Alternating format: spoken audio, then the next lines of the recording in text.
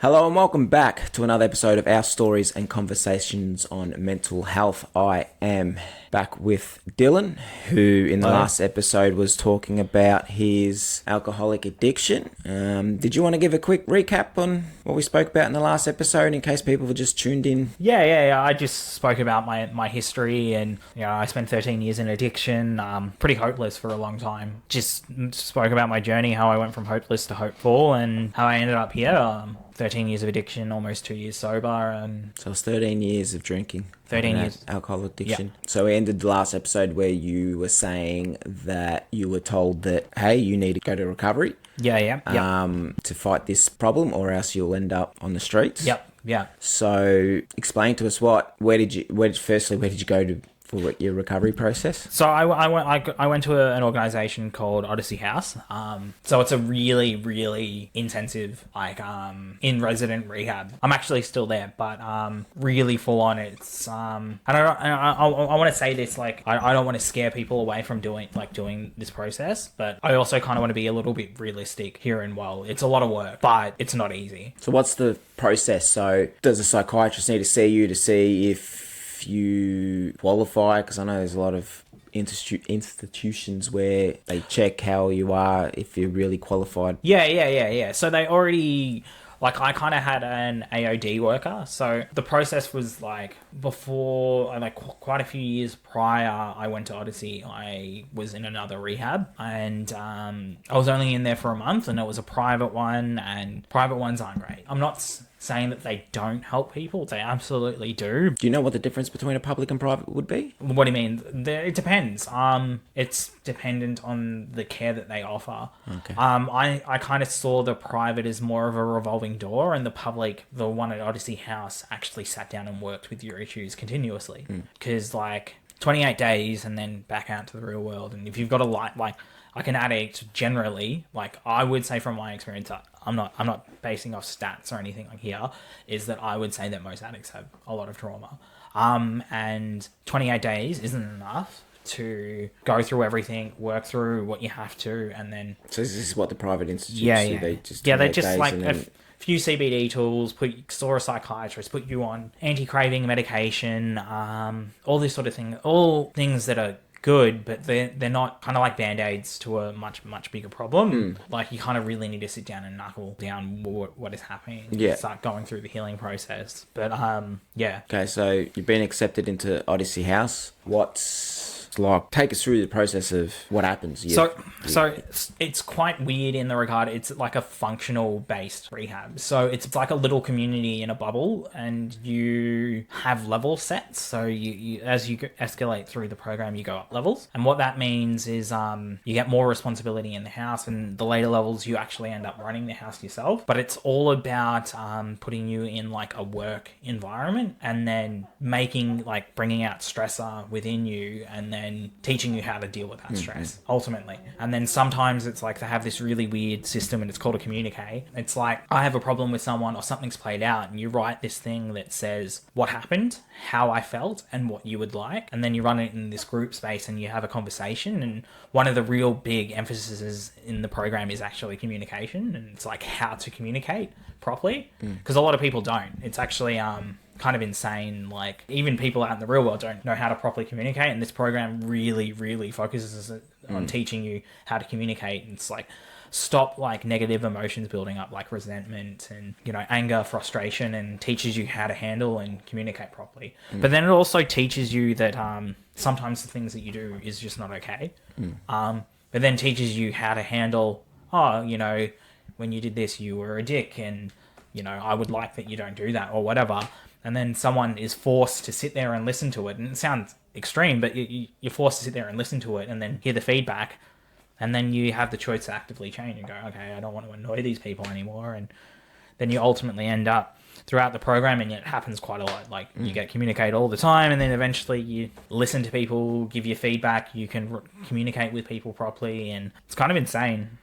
But yeah, so you're saying 13 years of drinking heavily. When you go in there, how does it work as in the medical? Because 13 years of drinking and you just stopped suddenly. Okay, so I went to detox. Okay. Everyone before they go into a rehab like this, you have to go into detox. Some rehabs have a detox in them themselves, and you're detoxing in the rehab, which was part of like what happened in my first rehab. It was 28 days you were detoxing, and then Did they give you anything? yeah. They give you medication. Yeah. There's like for example for me, like I'm an epileptic and alcoholic, so yeah, detoxing stage. If you know anything about To be honest, alcohol it's withdrawal, awfully different. so when you're withdrawing from alcohol specifically, you go into something called DTs, which is delirium tremors. Basically means severe withdrawals, and alcohol is one of the only substances that you can die from when you withdraw.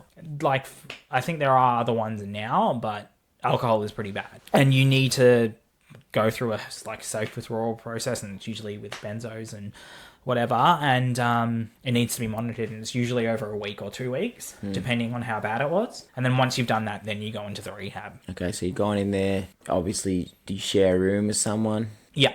And are they the same addiction as you, or No, different it's addiction? not. You just put into a room with someone, generally of a higher level. So when you get into the program, there's foundation. So there's 4 levels in the program. There's foundations, level 1, level 2, level 3, and levers. And I'm in levers. But what happens is you're a foundie, and you'll usually be put in someone with level 1 or above. And the idea is you get put into a room, and this person is meant to like teach you how to look after your room, because the rules in the house are extremely strict. What can you go Like over? for example, you have to have your shoes neatly put up to the wall, and if they're not touching the wall, then you get something called hours. And hours isn't like an interesting sort of thing. It's like if you make a mistake or stuff up, you get hours and you have to work them off. So it's like what do you do to work them off? There's like stuff around the house. So like whether it's making dinner or lunch on the weekends, or Is it the same as like if you don't make your bed? yeah. There's a list Like of stuff. army stuff. Yeah. There's been people who came from military backgrounds who said it was harder, like more strict. Shoes. Why is shoes up against the walls? It's about getting you into routine. So when you get up, that you make your bed, you ensure that everything is clean, that you are checking everything. My OCD would love this place. Yeah, and a lot of like, and then it also pushes that like when people stuff up, they get hours and they get really frustrated, and then they like have to learn how to deal with like something that I don't agree with. Yeah. How many hours did you get? Did you get a lot of hours? I got the most probably out of every single person in the program, but that's because I had undiagnosed ADHD. Yeah. I only got diagnosed with ADHD when I was in the program. I'm inattentive, so that means I was just standing there daydreaming and looking at walls, and until they kind of noticed later in the program. But like I would forget, like for example, when you leave the house, you have to sign in, sign out, and if you don't sign in, sign out, then you get hours. Can you leave the house in foundations? No. You can only leave the house in levers. What are you allowed to do in level 1 foundations? Like what? Obviously, got to do things to keep yourself sane. Go play some basketball. Or There's outside. basketball courts and all that there. But you're not allowed outside the. No, you're only allowed on the. On level 4 levers. No, yeah. When you get to levers, then you can. Yeah. So then, as a person that when you were in foundation, what did you do to keep yourself occupied? Sleep. To sleep. Yeah, just slept. I was. So And they weren't hard on the sleeping. I had a few people comment on it, but like, yeah, when you're in foundations, like the foundation period, which is only a month, is you really settling into the program. Yeah. And like, if you've been in an addiction for a really, really long time, like your body takes time to adjust. Yeah. And a lot of people are like, but when I was in that period, I was just really, really tired, like really, really, really tired. And I was sleeping a lot. And then level 1 starts after a month, and that's when you start actually doing work in the program, and that's where the stress starts to build up, and then people have to manage conflicts. And So what did level 1? So what did you have to do on that one? so level 1, it's just you start doing roles like responsibilities around the house. Cleaning and No, yeah. I mean, you like, did you have to sweep the hallways of the main, or did they have cleaners? You're doing that stuff in foundations, but like there's level 1 specific responsibilities. Like cooking? No. That's a job function. So there's so much information. So the job function means do you get paid? No. No. So when you get into the program, you're allocated a job function. So I'll go into this. What was your... Okay, go into it. So when you first get there, there's two job functions you go into. It's PDM or PMC, which is one's permaculture, which is like gardening, and the other one's property development and maintenance, which is maintaining stuff on the property, like fixing doors, all that sort of stuff. Not tradie stuff, obviously, but they get tradies to do. So like gardening and that? And... Yeah. But also small maintenance stuff around the house. Like sometimes it's sanding tables, fixing a bench. Yeah. Small stuff. And then when you get to from foundies to level 1, you may change job function, and that may go into like the children's center or the kitchen.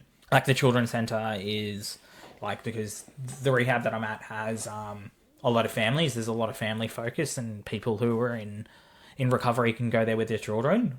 It's about like reunifying them and then getting them trying back into normality. And then there's also the kitchen job, which people are preparing the meals for the day and all that sort of thing. But then there's also BO, which I was in a lot, which is the business office, which is just like admin stuff. So you did the admin of Odyssey House? No, not all of it. No. We're not paying bills and shit. No, it was just small stuff. Like they were like organizing like a little bit of the paperwork around the house, organizing mail.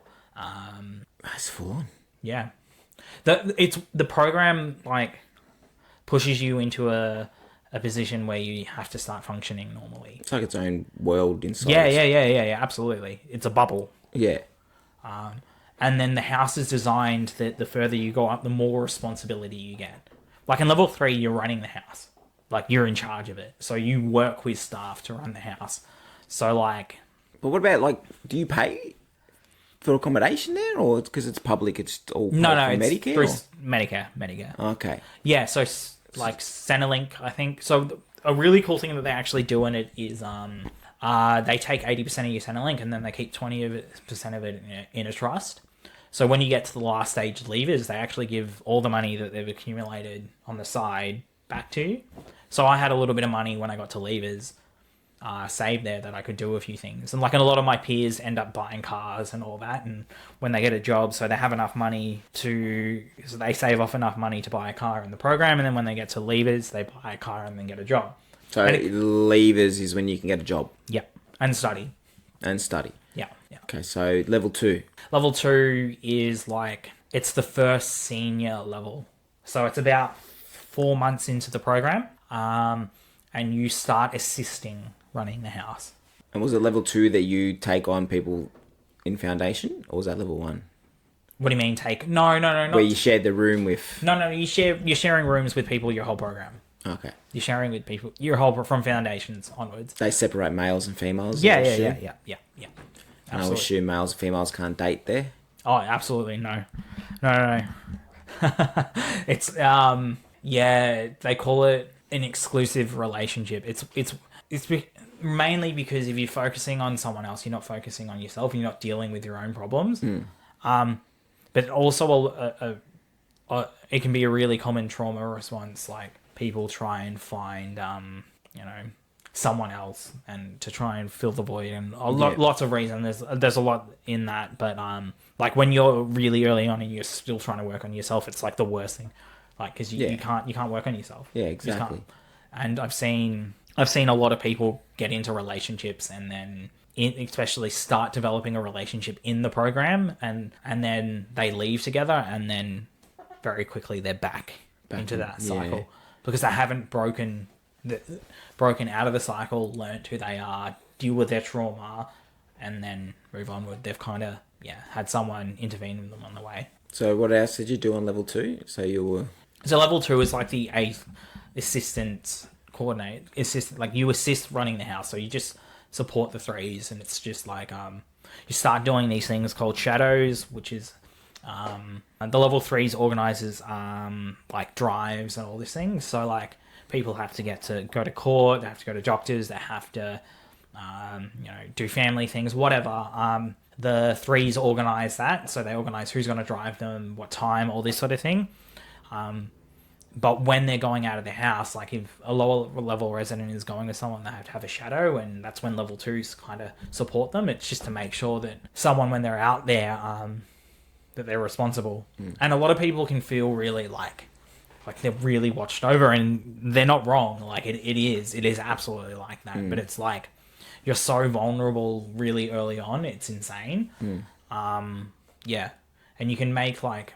Sometimes it's just when you're really, really, really early on in recovery, like just that small opportunity can just overwhelm you, and then you'll take it. You know, you're walking past the bottle and oh yeah, cool, I can just rack one, and then bang, and then you're back into it, and then the cycle starts again. So that's why you got the shadower. Yeah. Then level 3 is... Level 3's running the house. So then what's level 4 is just holiday mode? No, level 4 is levers. Level 4 is the reintegration. Let's go back to level 3. So you're running the house, you're giving everyone jobs. Yeah. People claim it to be a cult. That's what I was saying. I was going to use that word, but no, it's funny. Like, we make jokes about it all the time. Yeah. It's insane. It's just, and it can. They got everyone doing all the work and not paying them. Yeah. Well, the government's paying them, but that's true. So, but it's good because you're obviously teaching people responsibilities. Yeah. And how to run things so when they get out, they're confident in themselves. Of self-esteem. Yeah, self-esteem is a huge thing. Yeah. And then like a really cool thing that the house does is it gives like the 3s are part of like deciding who gets what job or whatever.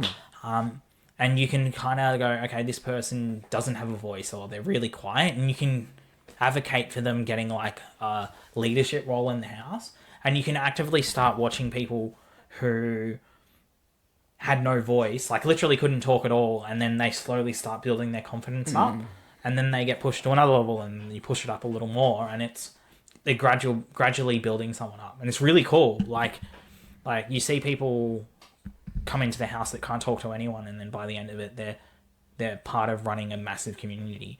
Like the growth is insane when people really commit, but then people get there and they don't want to commit, and they don't agree with the program, but which is fine.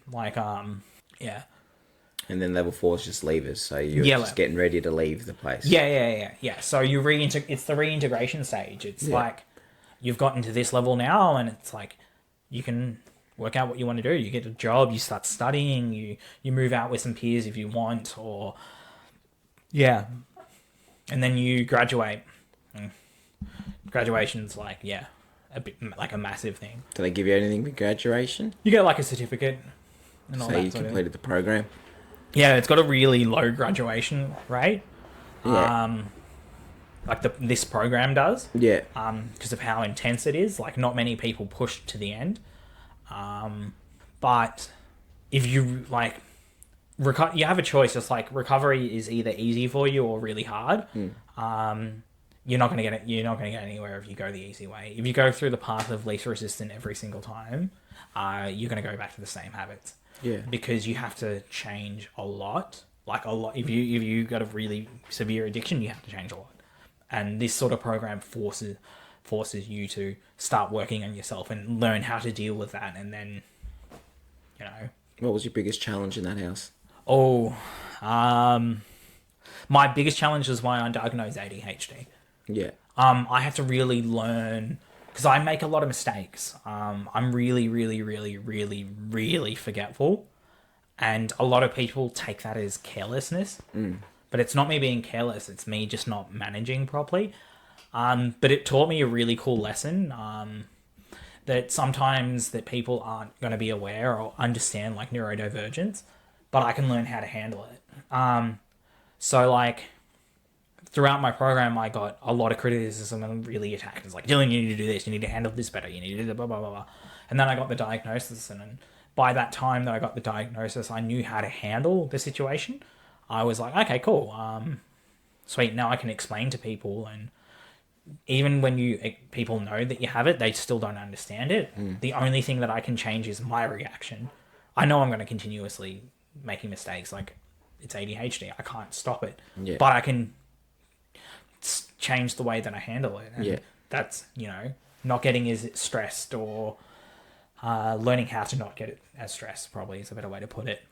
And ultimately handle it better. And it's ultimately putting what's in my control. So you said how much was it? 14 months you've been now there, or 23. 23? 23, 20. Yeah, 23, 24. Yeah. Oh, so nearly 2 years. Yeah. So when you leave, or even now, because I actually go to uni. We met at uni. We're in the same class.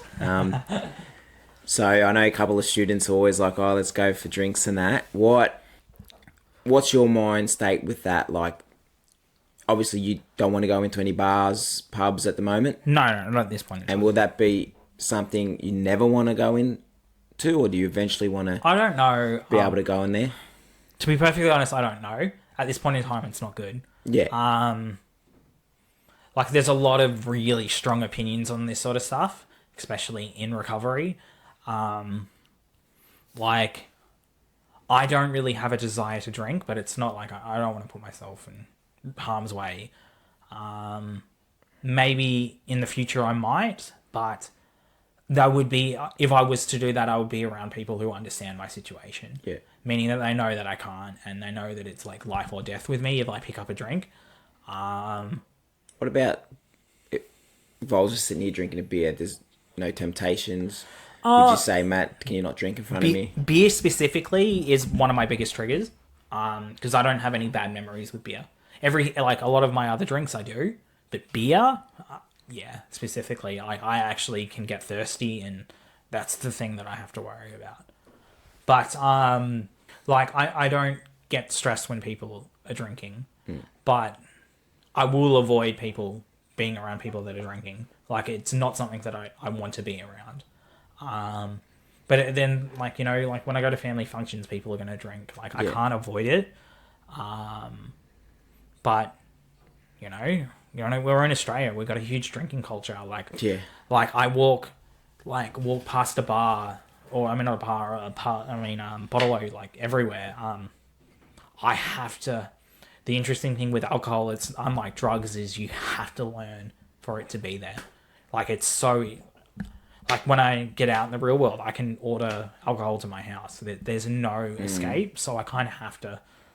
So you, for the rest of your life, will never have an alcoholic beverage? You can never have one? No. I don't like to use the word never. And specifically, I don't like to use the word never is because I understand that relapses and lapses are actually can be a part of the process.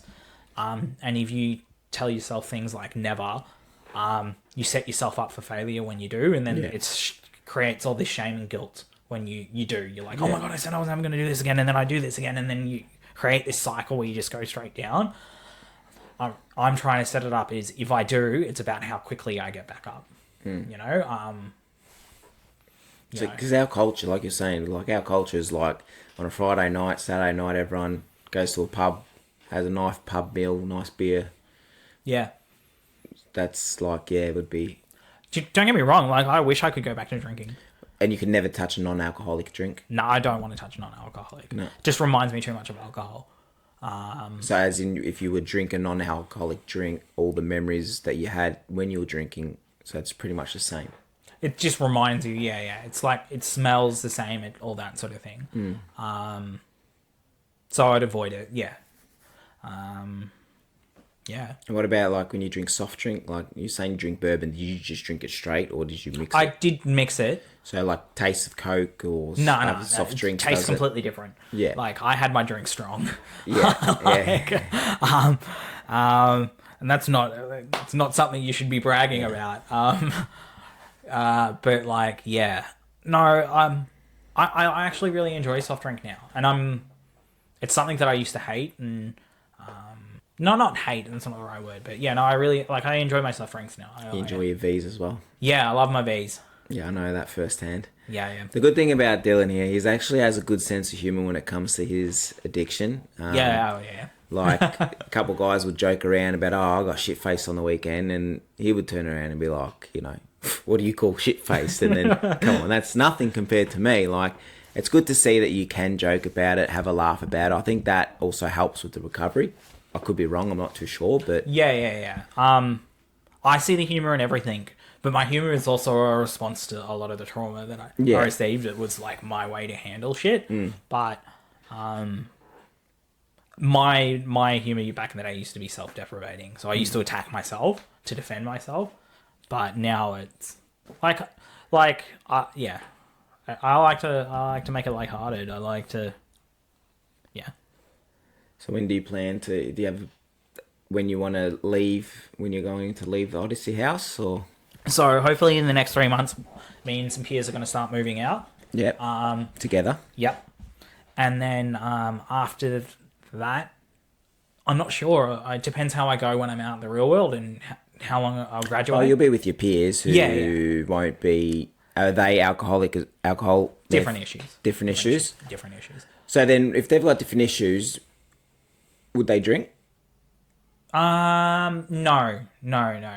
I know one of them won't ever drink again, but I think we're gonna have rules at this house, and one of the rules is nothing like that there. No alcohol, no cannabis, no nothing in the house. Yeah. And nothing that can lead to a relapse. Yeah. And I think it's, especially for all of us, it's just fair that we have these rules, and we're gonna have some pretty strict rules, like Shoes up against the wall? No. I'm talking like you start using or you're drinking, you're out, sort of thing, and it has to be that brutal. And one of the things that happens with addicts is that like one falls, like misery loves company is the saying, and it's like one person falls over and then they bring a lot of other people with effect. them. Like the previous group on top of us, like a few of them fell over and then they took the rest of them with them. Yeah. And if you don't have like a relationship where you can challenge people on their BS, you'll go down with them. Yeah. And you have to have like a really, and it sounds like almost unempathetic, but in recovery, you have to be relentlessly selfish. Yeah. You have to make decisions that will save yourself. Yeah. Because if you don't like choose yourself above everything else, then you won't have anything else, because you'll go back to drinking or using or whatever. And it's kind of hard because you see like a lot of people, like they prioritize their family, their friends, their career and all that sort of stuff before their recovery. And they always fall over. It's you put yourself first so that everything else doesn't fall over, because if you lose yourself, then you're fucked. Yeah. Yeah. If you can give any person out there that has an addiction any advice, what would it be? Advice. Just understanding it's a journey, I think. Yeah. It's steps.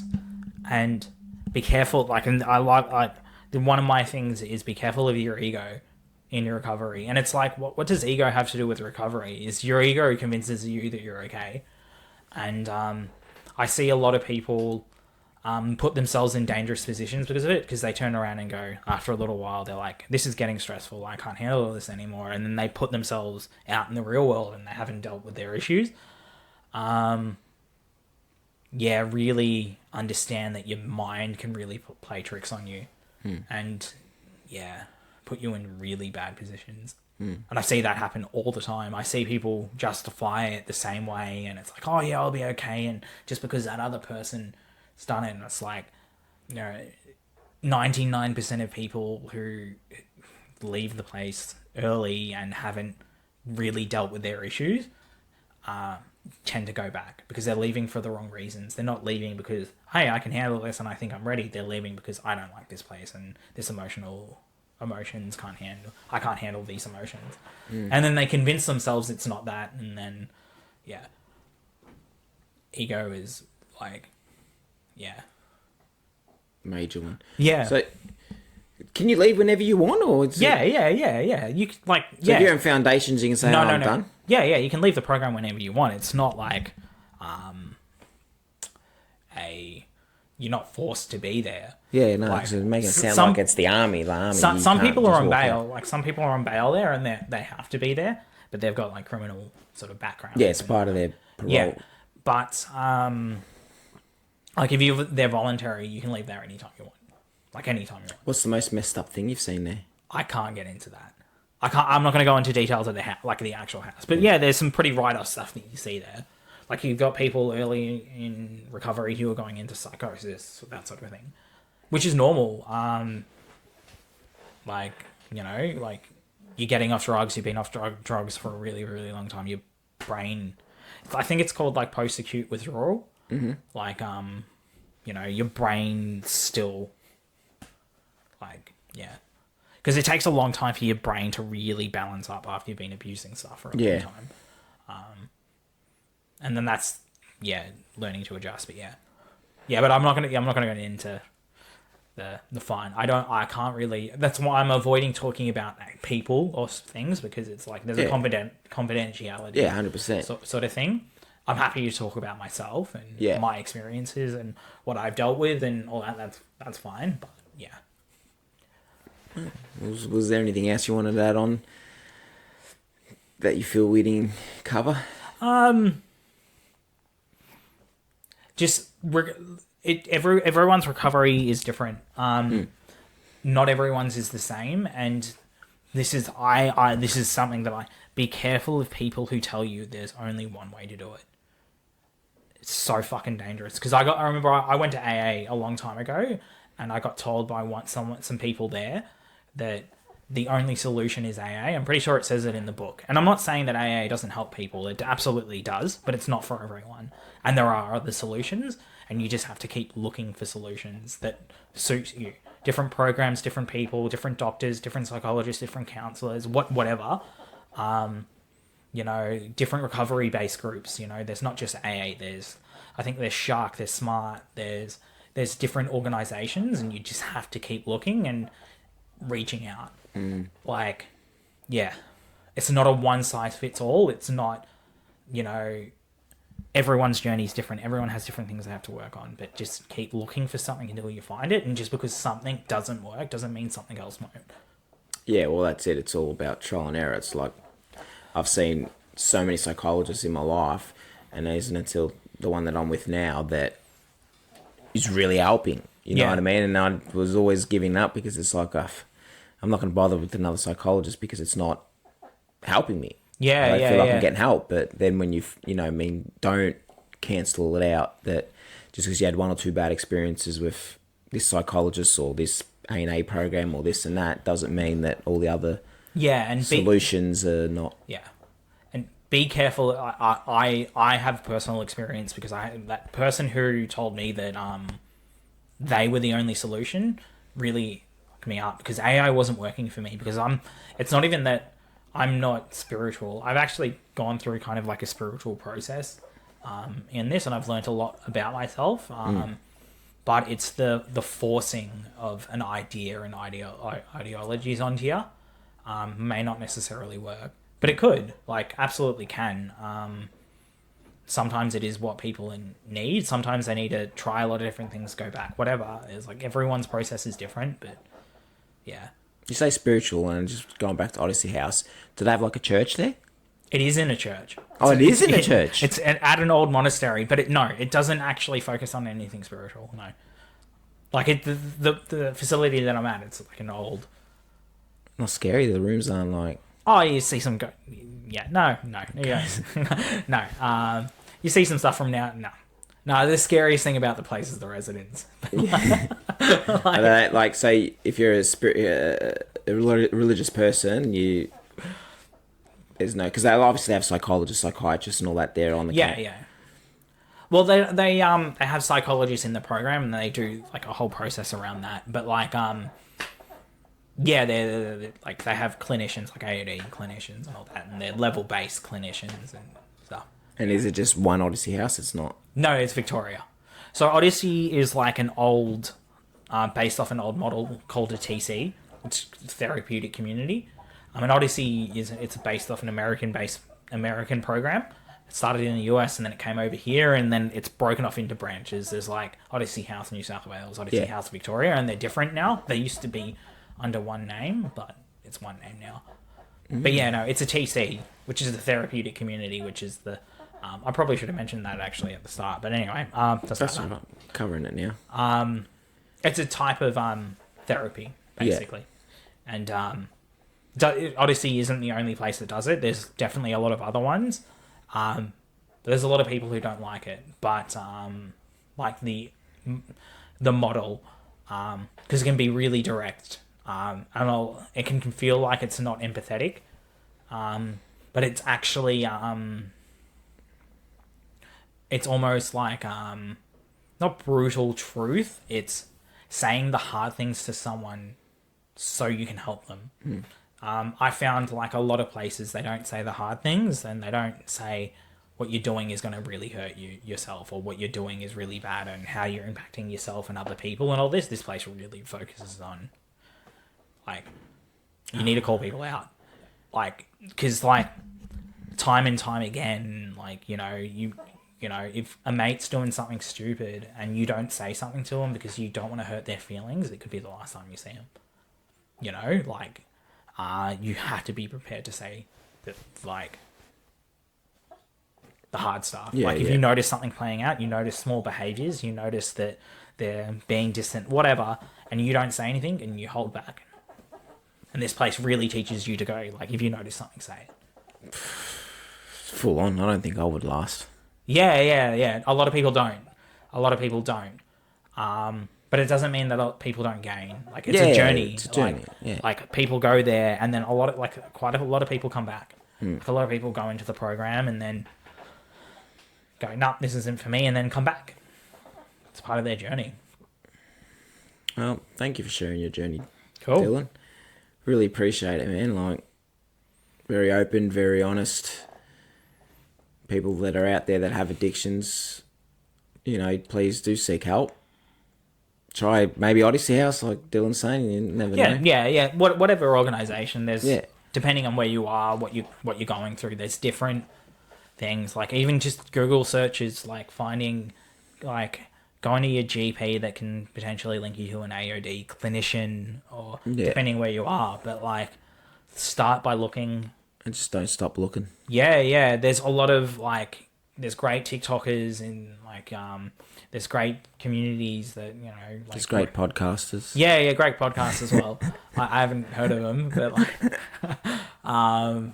yeah. Just keep looking for resources, and there's a lot out there. And if you can't find anything, AA still, or NA, if that's your thing, it's still good things to start with, because you're meeting people who are in the community, and they can give you some really, really amazing advice and things to do. And yeah.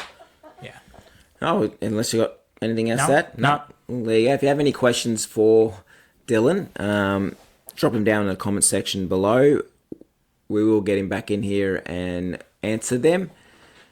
But yeah, Dylan will be appearing on the show again. I'm confident about it, just as long as his bus ride isn't an hour and a half.